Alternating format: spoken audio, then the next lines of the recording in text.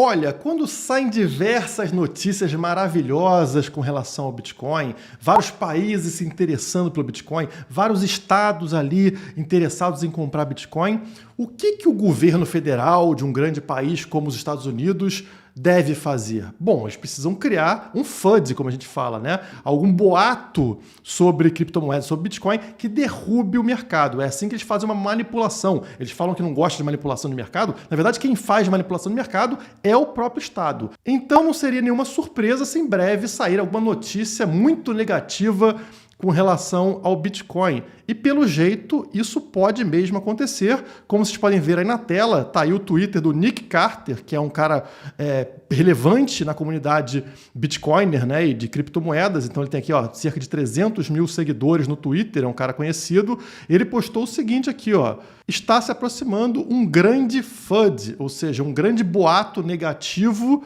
para o Bitcoin.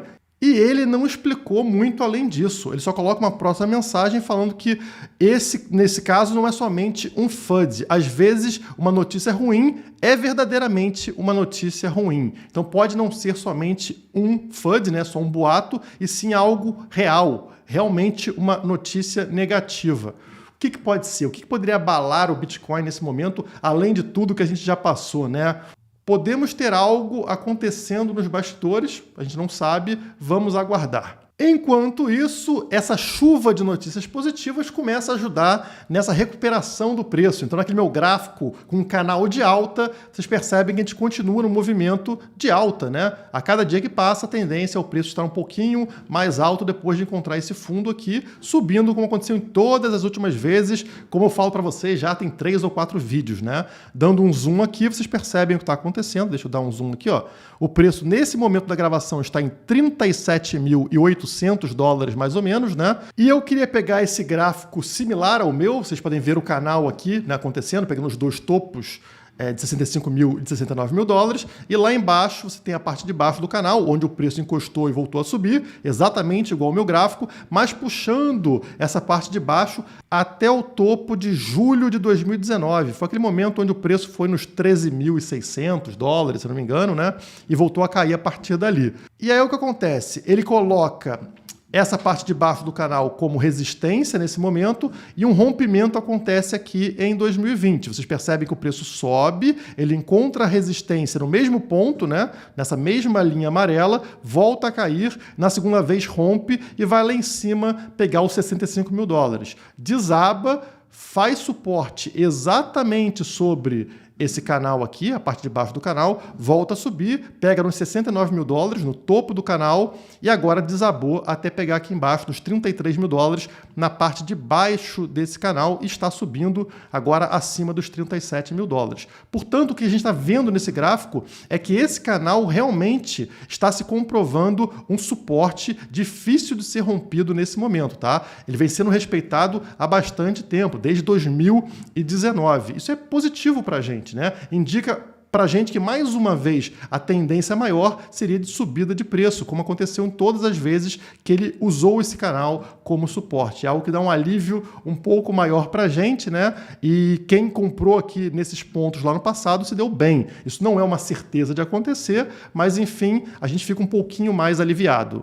Outra coisa que eu trouxe para vocês é uma postagem do Plan B, o criador do Stock to Flow, lá em 2018. Olha a data aqui, ó, 20 de dezembro de 2018. E ele estava fazendo graça aqui, ó. Bitcoin está morto, bolha, espiral da morte. Adivinhe quem está comprando agora? Ele estava comprando, né?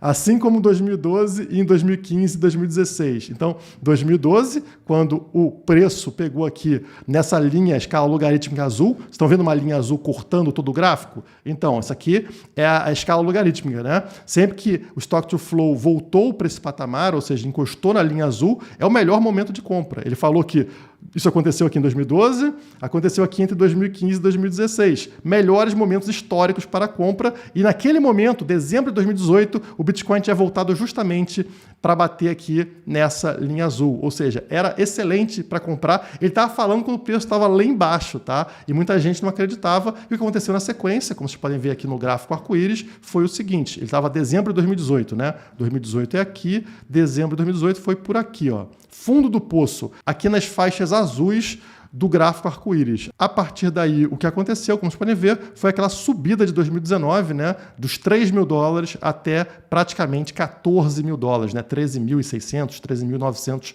dólares. E claro, o Plan B é uma baleia, possui vários bitcoins, é um cara que tem muito dinheiro e muito conhecimento, e assim como ele, baleias continuam acumulando Bitcoin e criptomoedas ao longo dessa queda. A notícia saiu há 22 horas atrás, ou seja, estamos vendo os indicadores mostrando que as baleias continuam acumulando Bitcoin. E as baleias têm muito mais noção de mercado do que as sardinhas. Esse é um ponto positivo, ou seja, mostra que as pessoas têm confiança no longo prazo. Elas não perderam a confiança no ativo Bitcoin. Estão olhando isso como promoção. E falando em baleias, naqueles que possuem muitos recursos, nós também estamos vendo uma disputa das maiores baleias que existem, que são os estados, né, que roubam o nosso dinheiro e usam dinheiro para fazer aquilo que eles quiserem. E quando a baleia-estado começa a se interessar por Bitcoin, é porque a gente deveria ficar de olho. Vou começar pela notícia local, né, pelo Brasil, porque o secretário de Desenvolvimento Econômico do Rio de Janeiro falou o seguinte: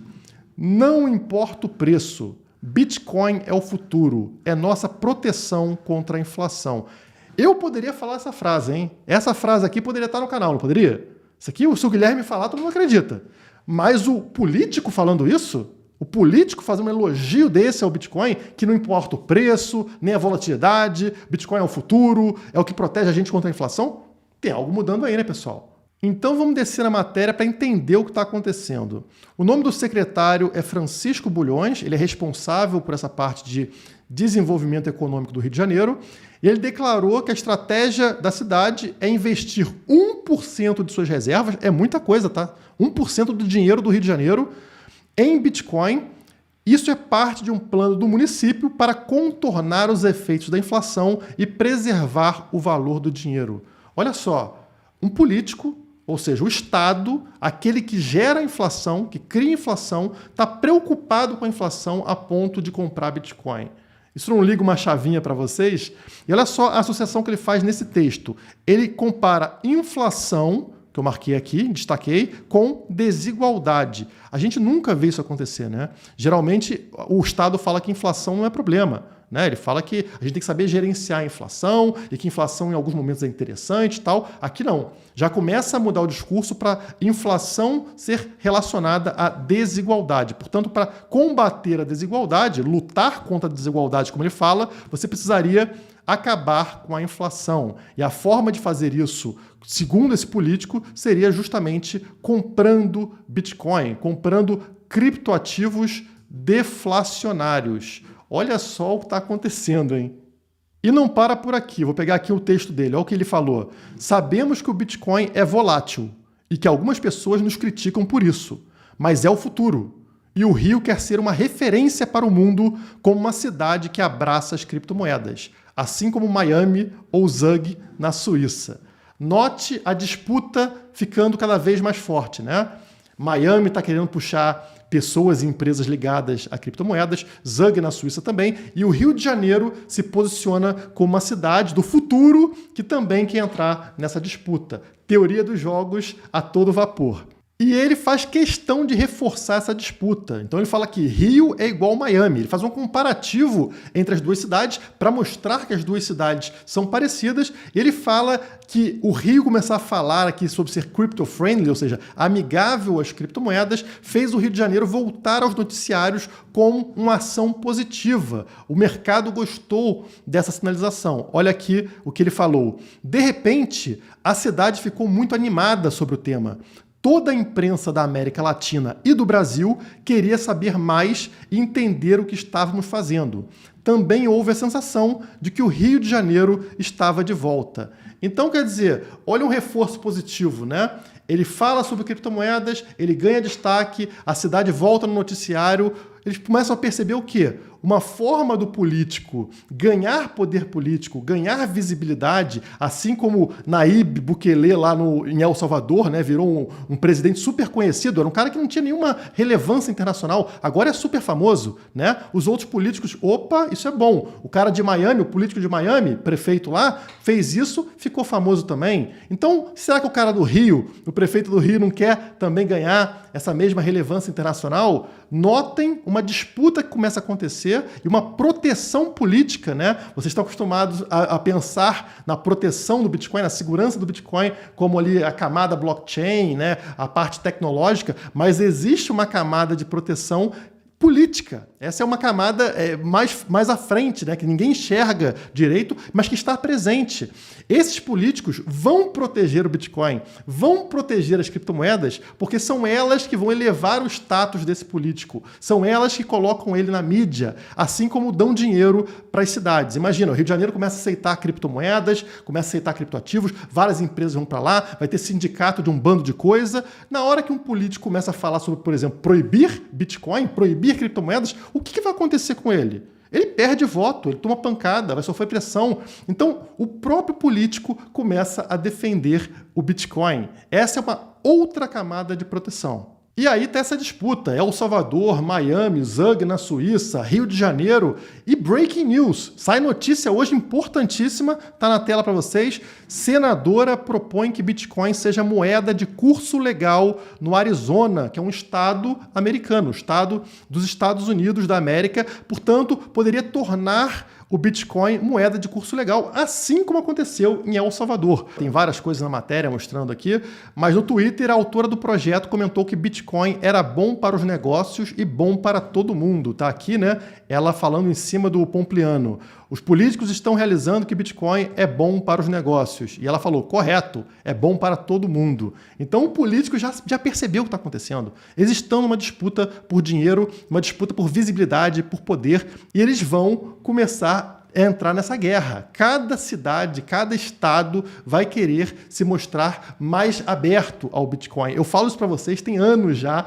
e está acontecendo agora na frente dos nossos olhos. E se você acha que essa disputa parou por aí, você está muito enganado. Hoje também sai a seguinte notícia. Governador do Texas, também nos Estados Unidos, Greg Abbott, está convidando mineradores de Bitcoin para estabilizar a rede elétrica. Como assim? O Bitcoin não é aquele que prejudica, né, que consome muita energia? Como é que o Bitcoin vai resolver um problema de energia do Texas? Como é que é ele que vai estabilizar a rede elétrica? Olha o discurso mudando, pessoal. Então, o governador, além de ver mineração como lucrativa, ele acredita que mineradores poderiam ajudar a estabilizar a rede elétrica do Texas, que tem lutado para acompanhar a demanda. Aí a matéria continua aqui falando que a mineração de Bitcoin seria uma solução para problemas relacionados à energia, ao contrário do que a gente está acostumado a ouvir na grande mídia. O governador espera que, ao atrair a mineração de Bitcoin para o Estado, os provedores de energia intensifiquem a construção de mais infraestrutura, beneficiando a todos. Como assim, Guilherme? O Bitcoin não vai estar consumindo energia? Exatamente, mas pense comigo, se está faltando água numa região, tá? Deu um problema lá, um acidente, e aí falta água para você beber, água para tomar banho em determinada região. Como é que você resolve esse problema? Proibindo pessoas de beber água? Não, não é assim que se resolve o problema, né? Porque é assim que fazem com o Bitcoin, né? Não, o Bitcoin consome muita energia elétrica. O que você faz? Proíbe o Bitcoin. Não pode consumir energia elétrica. Não, não é assim que se resolve um problema. Se falta água numa região, você deixa a lei da oferta e procura solta, livre. Porque o que vai acontecer? Se está faltando, o preço da água vai subir, né? Ah, isso é ruim. Realmente é ruim. O preço vai disparar no mercado. Mas é justamente esse preço mais alto que vai atrair fornecedores de água de outras regiões para fornecerem água naquela região que tinha falta d'água. Porque ele não quer vender água a R$2 numa cidade vizinha, se ele pode vender a R$10 na cidade onde falta água. Então, de repente e rapidamente, o que vai acontecer? Esses fornecedores vão encharcar aquele local sem água de fornecimento de água. O que acontece com o preço cai, o preço despenca e volta à normalidade. A mesma coisa se aplica no Texas com relação à energia elétrica. Se não tem energia elétrica lá, qual é a solução? Proibir pessoas de consumir energia elétrica? Proibir mineradores? Não, justamente o contrário.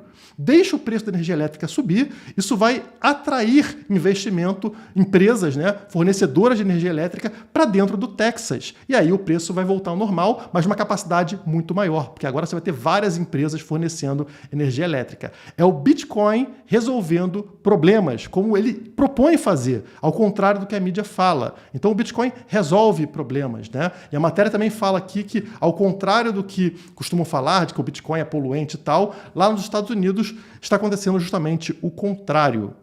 Olha aqui, eles falaram que os mineradores estão migrando para o Texas, para os Estados Unidos, graças à proibição de outros países, como por exemplo a China. O que aconteceu?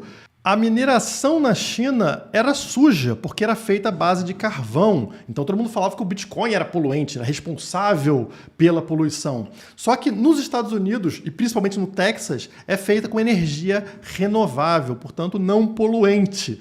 E esse discurso ele vai mudando. Então o Bitcoin ajuda a trazer infraestrutura de energia, né, de fornecimento de energia elétrica para as regiões e não polui. Olha que maravilha. E mais um começando a entrar nessa disputa pelo Bitcoin, pelo mercado de Bitcoin. Não para de acontecer. E continuando na mesma disputa, né, numa guerra fria aqui entre Estados Unidos e Rússia, Vladimir Putin, presidente russo, disse: Rússia tem vantagens ao permitir a mineração de Bitcoin. Ele apresenta aqui a Rússia como um país ideal para a mineração, né? Energia barata, energia limpa, sei lá o que, sei lá o que, sei lá o que. Vários pontos aqui para mostrar para os mineradores que lá é uma região melhor do que o Texas, do que os Estados Unidos. Então, estão todos de olho. É Brasil, é El Salvador, é Rússia, é Estados Unidos, é Suíça. A teoria dos jogos está acontecendo. Pouco a pouco as pecinhas de dominó vão caindo. País a país o discurso vai sendo alterado. E é por isso que eu falo para vocês que pode realmente sair uma bomba, um FUD, uma notícia negativa a qualquer momento. Porque o Biden, né, o governo federal dos Estados Unidos, é contra o Bitcoin. Alguns estados gostam do Bitcoin, entendem que o Bitcoin é positivo, mas o governo americano como um todo, obviamente, vai ser contra, porque isso pode realmente piorar a situação do dólar, né? Pode fazer com que o dólar deixe de ser uma moeda de reserva mundial, né? Seja trocado, por exemplo, pelo Bitcoin. Então o governo americano como um todo, de forma federal, tem que ser contrário. E eu não duvido que eles coloquem aí, soltem alguma nota, alguma coisa, proíbam alguma coisa como de costume para derrubar esse mercado, manipulando como de costume. Isso pode ter algum impacto de curto prazo, mas no longo prazo, como a gente sabe, não adianta. O Bitcoin